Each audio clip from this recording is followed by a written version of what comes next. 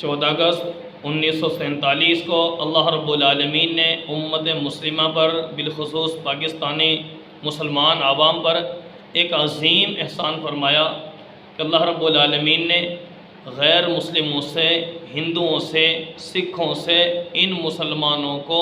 اپنے مذہب کے مطابق عمل پیرا ہونے کے لیے ایک مخصوص خطہ عطا فرما دیا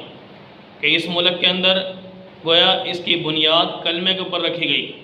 پاکستان کا مطلب کیا؟ لا الہ الا اللہ۔ تو گویا اسلام کی جو اس ملک کی جو بنیاد ہے اس کی بنیاد رکھی ہے تو کلمے پر رکھی ہے،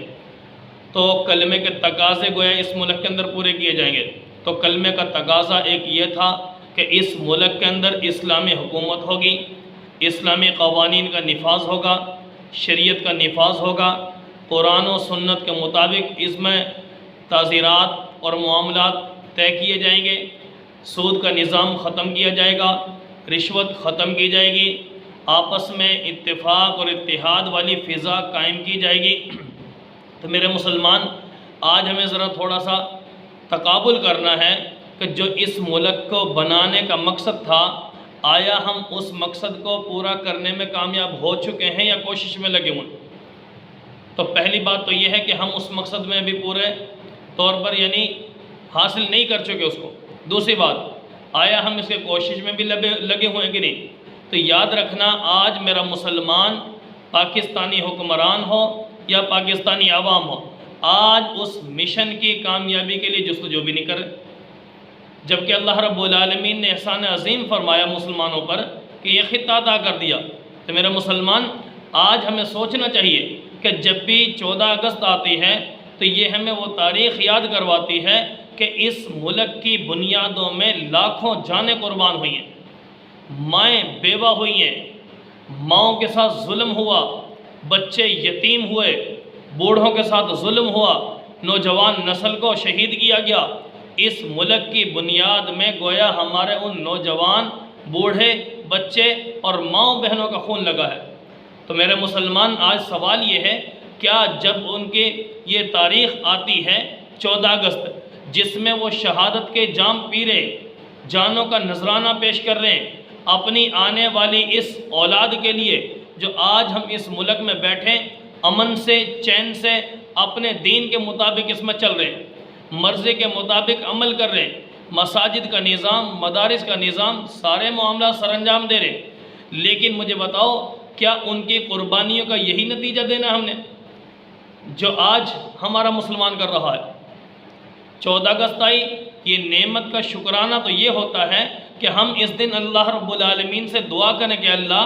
اس ملک کو سلامتی عطا فرما، اس ملک میں امن قائم فرما، اے اللہ اس ملک میں شریعت کا نفاذ قائم فرما، اس ملک کو خالص اور ایماندار حکمران عطا فرما۔ ہونا تو یہ چاہیے تھا کہ اس ملک کے شکرانے کے طور پر ہمیں 2 نفل کم از کم پڑھنے چاہیے کہ اللہ آج تو نے انگریز سے، غیر سے ہمیں جان چھڑا دی، ہماری نجات دے دی، ہم اپنے ملک میں بیٹھے ہیں، اللہ یہ خوشی کا دن تھا، تیرا شکر ادا کر رہے۔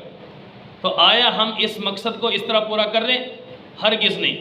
آج ہمارے مسلمان آزادی کا نعرہ تو لگا رہا ہے، جشن آزادی مبارک، پاکستان کی آزادی کا نعرہ تو لگا رہا ہے، پر اس میں ساری خرافات جو شریعت کے خلاف، قرآن کے خلاف، دین کے خلاف، پیارے نبی صلی اللہ علیہ وسلم کے فرمان کے خلاف ہے، تو گویا ان کو انسان گویا سارے انجام دے رہا ہے اس میں۔ میرے محبوب صلی اللہ علیہ وسلم نے مکہ کو فتح فرمایا تو کوئی ایسی خرافات نہیں کی، بلکہ اپنے اس ملک کے لیے کیا انہوں نے بقا کا انتظام کیا، اسلامی احکامات اس میں نافذ کیے، اسلامی شریعت نافذ کی۔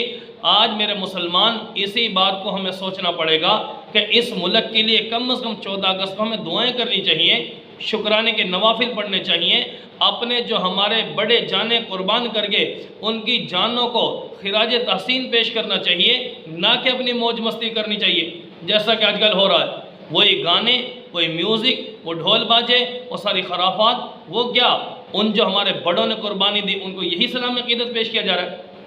تو ذرا سوچنا ہوگا، اپنے اس ملک کی بقا کے لیے دعائیں کرنی ہوں گی، شکرانے کے نفل پڑھنے ہوں گے، 14 اگست کو اسلامی حدود میں رہ کر ہمیں منانا چاہیے۔